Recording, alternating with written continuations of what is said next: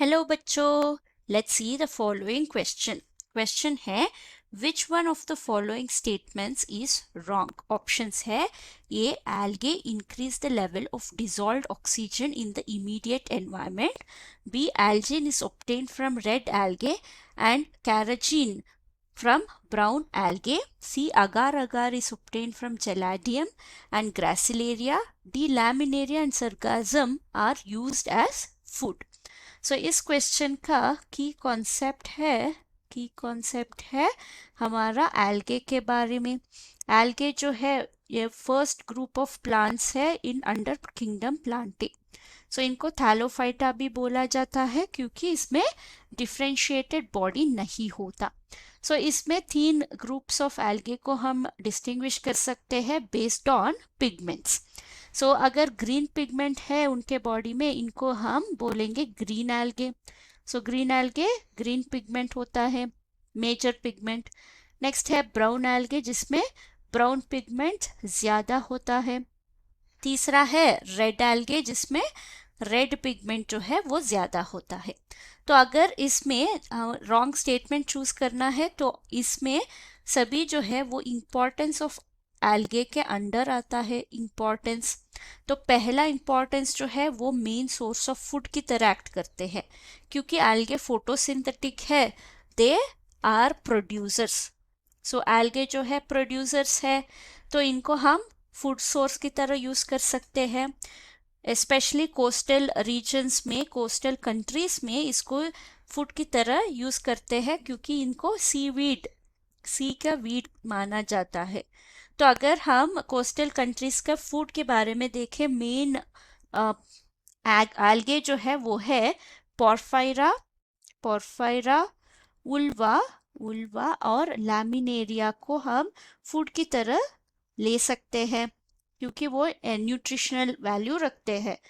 ये है हमारा ह्यूमंस के लिए। अगर हम कैटल्स के लिए देखें, कैटल्स का भी ये फीड के फॉर्म में हम दे सकते हैं कैटल को।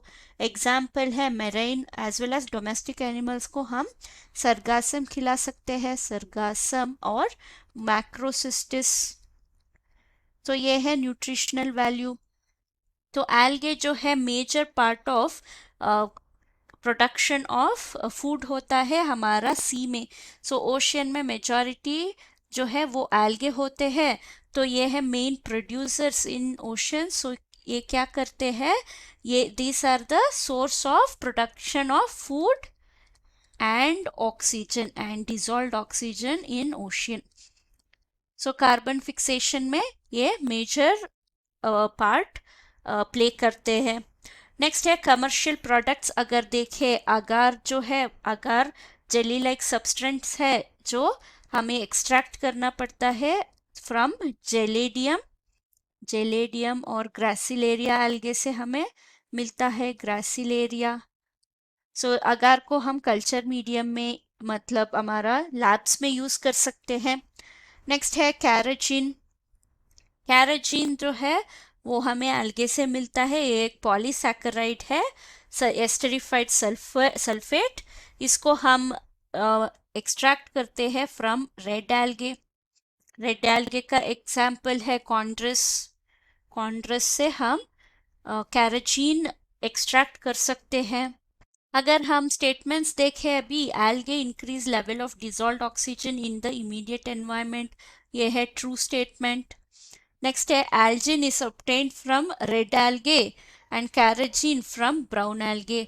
अगर यहाँ पे देखें, कैराजीन जो है हम रेड एल्गे से एक्सट्रैक्ट करते हैं और एल्जिन को हम एक्सट्रैक्ट करते हैं फ्रॉम ब्राउन एल्गे। ये स्टेटमेंट क्या हुआ, ये है फॉल्स स्टेटमेंट। सी है agar agar is obtained from Gelidium and Gracilaria, ये है ट्रू स्टेटमेंट। लास्ट है Laminaria and Sargassum are used as food, ये भी ट्रू है। इसमें से इनकरेक्ट ऑप्शन है वो है option B. Hope you have understood the concept. Thank you and all the best.